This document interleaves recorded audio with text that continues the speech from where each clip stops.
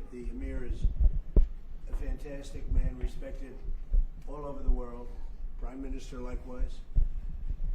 But we have to go to the Emir first. Do you agree, Mr. Prime Minister? First him.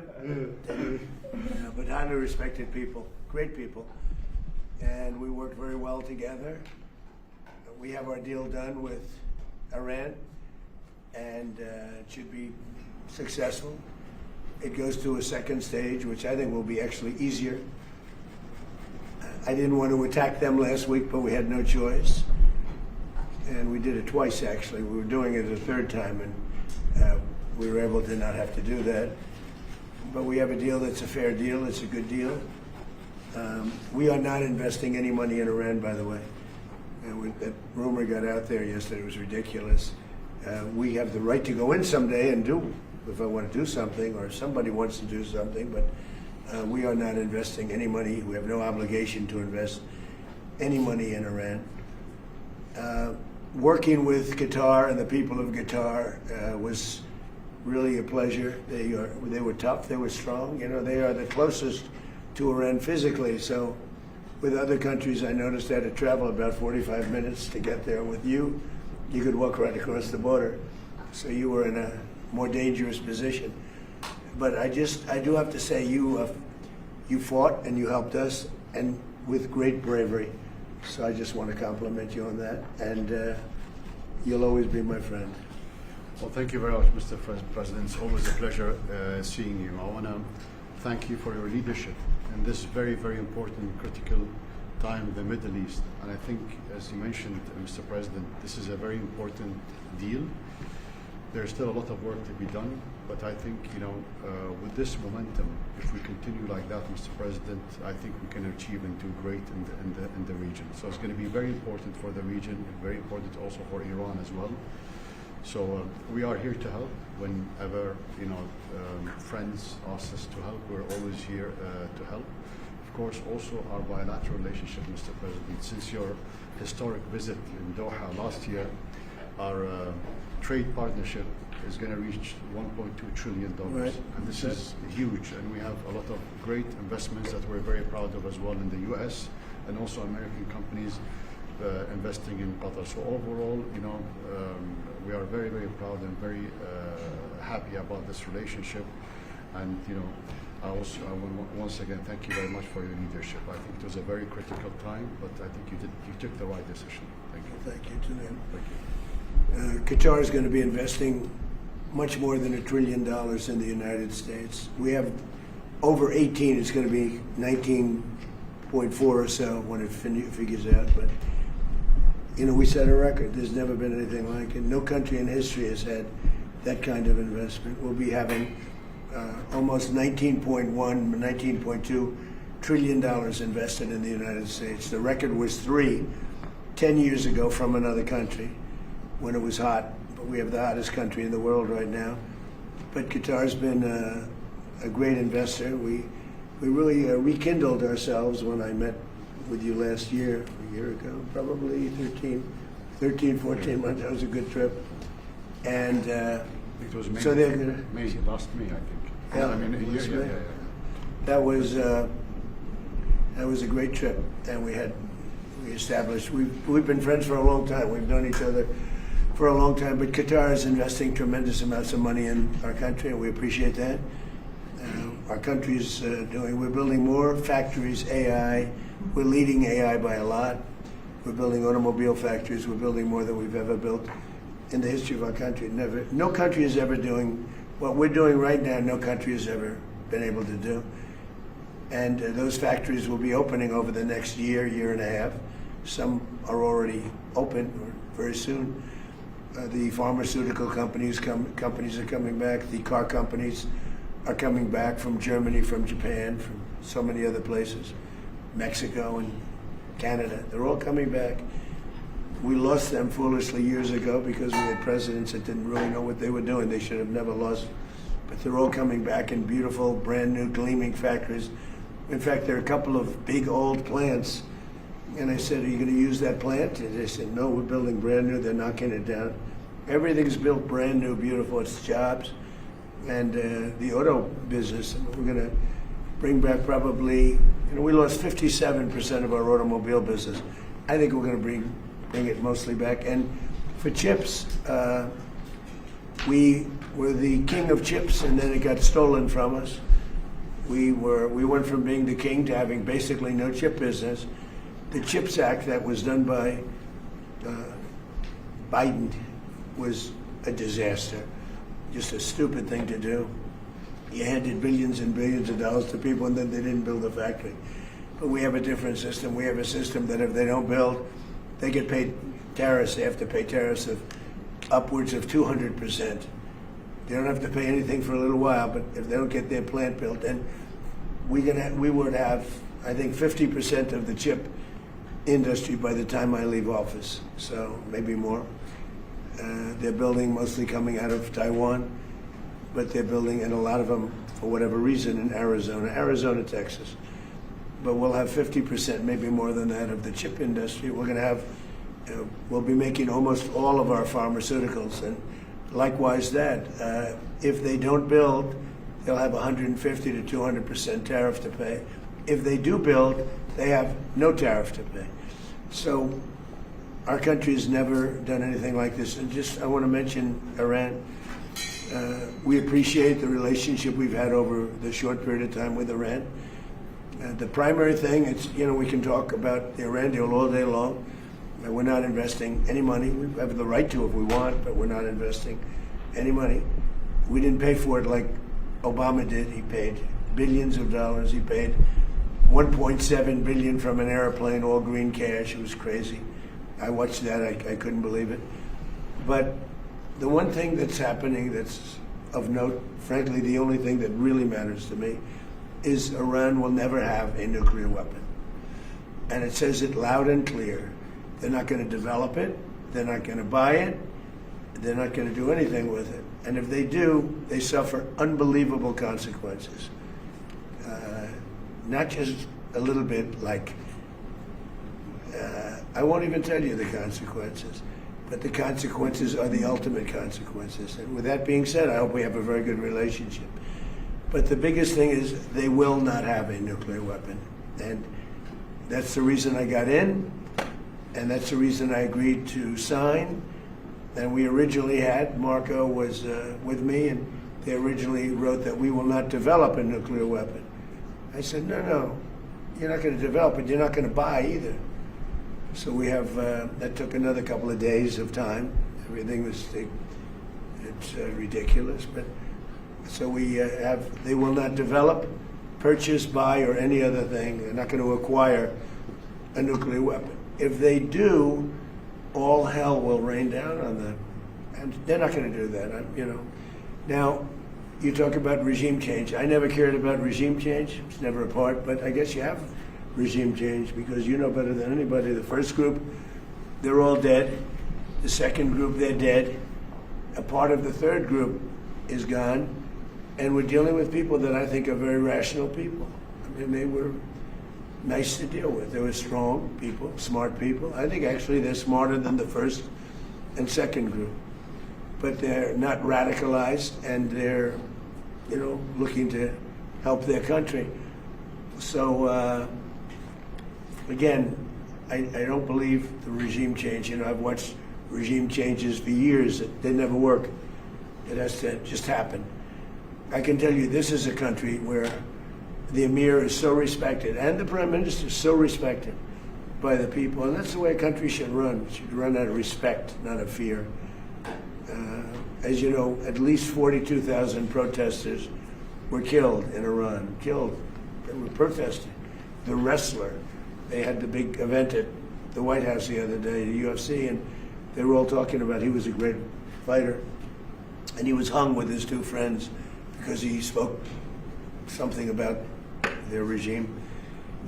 It's tough stuff. So we're very happy that we were involved. We're very, very impressed with Qatar and the way they've handled things, because they were really on the line. They were in the front line. They were being shot at just about as much as anybody, but you were a lot closer because you were right there. Literally, I could walk in a minute. Every other place I have to take a plane, but I can walk. So they were really on the line. And I just want to comment that, I just want to really congratulate you on bravery. I don't know if you get congratulated for bravery, because bravery is something you either have or you don't, and you never know until you test it. But you were tested, and you had great bravery. Thank you very much. Thank you, Mr. President. Thank you. Really appreciate it. Are you going to have a separate meeting with President Zelensky? And what would I had one. What would a Ukraine deal look like? Well, we have one, but we had a good meeting. I'm meeting him later on, too. We had a very good meeting. Look, Russia should make a deal. Russia's lost tremendous amounts of people, and so has Ukraine. Last month, they lost 35,000 soldiers between the two of them. Think of that. This is on a monthly basis. They averaged 25,000 people, mostly soldiers, young, beautiful people. And it's crazy what's going on there. But we had a meeting, and we'll see how. I spoke with President Putin on Sunday. And it's sort of the same thing. I mean, they just keep going, fighting, losing soldiers. They lose so many soldiers. This is not since World War II has anything like this happened. I settled 8 wars. This was the one I thought was going to be the easiest settled. They just, there's a lot of dislike between the two leaders. But yeah, I'm meeting with him again later on today. And are you going to have a special focus on Ukraine? Well, we're going to look. Now we were focused on Iran. That's going to be in the back, in the rear view mirror. But look, we have nothing to do with it. We sell weapons to them. We don't even give them. Obama gave them $350 billion worth of weapons. Which was crazy. The European Union pays us full price for weapons. But it's not that. It has no impact on us other than we sell weapons. We're thousands of miles away. But the only reason I don't like to see 25,000 young people die every month. Every month, 25,000 people die. Young people, they're just starting their life. They go to this front and they get blown up. And Ukraine is losing a lot of people too. I mean, the whole thing is ridiculous. So, yeah, I'm going to do whatever I can. Mr. President, if the Iranian regime continues to kill their own people, will you still move ahead with this deal? If they refuse to what with their people? If they continue to kill their own people, the Iranian Well, we talk to them about it, and we see. I will say the majority of that took place during the first and second regimes, much more so than now. It was much more severe, but it's a terrible thing. Yeah, do you have a question? Yes, Mr. President. This is for both you and the Emir. What are the economic opportunities? Well, I think they'd be good. I mean, I can tell you from our standpoint, we have a lot of opportunities all over the world. But the Emir lives right next door, and I think, they have a lot of oil. I think they'll be good. First, they're going to have to prove themselves, I think, before any of us go in there. But I hope they do well. I hope they do well. Look, one thing, whether they do well or poorly, they can't have a nuclear weapon. That's a big thing. If they had a nuclear weapon, they would have blown up Israel, they would have blown up the Middle East, and they probably would have taken a shot at us. We would have gotten them first, I think. But they would have done tremendous damage. Had we not canceled the Obama nuclear deal, the JCPOA, you would have had them having a nuclear weapon 5 years ago. That expired. That was a road to a nuclear weapon. It was the dumbest deal I've ever seen other than NAFTA. NAFTA maybe was even dumber. But just in terms of a bad deal for us. Paid them billions and billions of dollars. We pay nothing. They paid them billions of dollars, and it was a disaster. I terminated that in my first term. Had I not terminated, and we hit them hard, we terminated it. In my second term, we sent in the B-2 bombers, and we terminated I call it the nuclear dust, their enriched material, right? And totally effectively. And I remember when CNN, which is fake news, I don't know, it probably isn't, but CNN said, well, maybe it wasn't that effective. So the Atomic Energy just reported that it was one of the most devastating bombings that they've ever seen. The whole mountain collapsed on top of it. And frankly, to go get it, we're going to go get it. But to go get it is a big deal. because they say only China and us have the equipment where you can even get. The whole mountain is collapsed on top. We have cameras on it. You could make the case, why are you even bothering? Because it's not really valuable. It's, you know, it's probably $500,000 worth. It's not very valuable stuff. But I think psychologically we want to get it. Can I just answer? You asked. I think the last couple of months or weeks, I think that wasn't our. We were not interested in, you know, what are the opportunities, economic opportunities in Iran. Our interest, both of us, was to first of all to find a deal to stop this war. This is our main target. But looking at the economy and the opportunity, I'm sure there are going to be huge opportunities. And you know, as long as I said, this is a very important momentum to keep working like that to reach, let's say, the final deal. After that, Iran will be, you know, of course, open for any kind of investments, and I'm sure there are going to be huge opportunities. But to be honest, you know, we never thought of it. You know, our target, you know, is to try to find a deal. Well, they're going to need something because we blew them up. And, you know, you could make the case, I used to make the case that, like a week ago I said it, now it's different, we have an agreement, but if we left, we did a great job. If we just left, we did a great job because it would take them 15, 20 years maybe to rebuild. And we were going to do a much bigger job if the agreement wasn't signed. We would have taken it to a level. But if we did that, they would never, ever, I believe, be able to rebuild. Too much. Mr. President, what are the expectations for Israel? Can this deal survive if Israel attacks Lebanon? It can, and you know, I consider that the minor war. Iran's the big one, but we have that little pinprick out there that constantly rears its head, and that's Hezbollah. And, you know, I was very responsible for Syria, and the man that's running Syria now is a person that I put there along with President Erdogan and some others. He's done an amazing job of pulling it together. He's not a Boy Scout, but he's done an amazing job of pulling it together. And he is very good with Hezbollah, does not like them. And I'll tell you what, Israel's fighting Hezbollah too long, and too many people are being killed.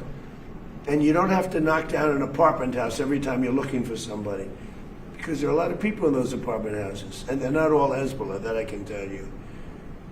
And I suggested to Israel to let Syria take care of Hezbollah. Because to be honest with you, I think they'd do a better job of doing it. Is that on board with And I you? didn't like Syria. I didn't like where 2 hours before we're signing the agreement that there was an attack in Lebanon, in Beirut. It was right in, it wasn't like in the southern side, and you know, it was in Beirut. I did not like that. I let them know that. I didn't like it, not at all. But I think that Syria, you know, he's pulled that country together amazingly quickly. He's very capable, and he's been very good for me. He's protected everything that I've asked for. He's done. And if Israel can't do the job without killing everyone else, he'll do the job. Syria will do the job. Are you frustrated with Netanyahu, sir? No, we had a great relationship. We're talking about some end details. I didn't like that he did an attack based on there was a very minor little thing with some drones that were released, and he ends up doing I saw that attack. I saw where that bomb went. Did you see what happened? That was a vicious, that was too much. You know, you can do too much also. But we've had a very effective relationship. Without us, without the United States, there would be no Israel. Without me, there would be no Israel, because no other president was willing to do what I did. I've had a great relationship with Bibi, but now Bibi has to be more responsible with respect to Lebanon. Lebanon used to be a great country. It was a country where you had professors, doctors, lawyers. The great intellect was in Lebanon. Now it's terrible. I would say of all countries, they've been treated the worst. And they can't defend themselves. And they have Hezbollah, which is a problem for them. So, no, I'm not happy with the way Israel has handled themselves with Lebanon and with Hezbollah. They should have been able to do the job faster. It just goes on forever. And when that happens, it throws a negative light on the big deal, and that's the deal with Iran. So when you ask me about Bibi, an unbelievable relationship. But Israel would have been blown up a long time ago had I not gotten involved. Two things I did. I terminated the Iran nuclear deal. Barack Hussein Obama sold out Israel for Iran. He went to Iran. He sold them out. How anybody can vote for this guy or the party, the Democrats I call them, because they're dumb. They're dumb people. That's number one. How anybody can vote for them. And the second was the B-2 bombers just totally destroyed. So they had the right there, the JCPOA. I watch these politicians. I watched this Senator Reid that nobody ever heard of the other day. Well, this deal is the same as the deal with Barack Obama. No. This deal is a wall to a nuclear weapon. His deal was a road to a nuclear weapon. My deal, they can't have a nuclear. They get blown up. If they have a nuclear weapon, they get blown up. In his deal, they were allowed to have a nuclear weapon. And in all fairness to Bibi, I remember very well, Bibi came to Washington and he begged Obama not to make that deal. And Obama was on the side of Iran, not Israel. And he made the deal. That deal was a disaster. I terminated that deal. And if I didn't terminate, and was very tough after the termination, and if I didn't do that, Howard knows better than anybody. If I didn't terminate that deal, I believe that Israel wouldn't be here right now. And the second one was what we did with respect to the nuclear dust, as I call it, right? We blew it up. The mountain collapsed on top. You can't get to it. And they were 2 weeks away from having a nuclear weapon. And if they had a nuclear weapon, they would have used it on Israel, and I hate to say it, and probably the rest of the Middle East, because they had all those missiles aimed at the Emir, at Saudi Arabia, at UAE, at Kuwait, at Bahrain. I mean, the biggest surprise in this whole thing, I didn't think you guys would, I thought he would aim at Israel, but he didn't aim at Israel, much less. He aimed at your countries. And actually, that was a mistake for them because it brought us, these countries, in particular the 5 countries, it brought us, I mean, he even hit Turkey once. I never understood it. Nobody's going to understand it. That's the problem. They're totally irrational people. And those people are now gone. And I think Iran has rational leadership now.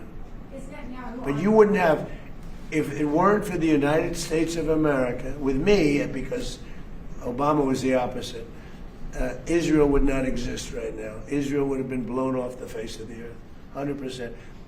And every smart person in Israel knows that. Okay, thank you very much, everybody. Thank you. Thank you.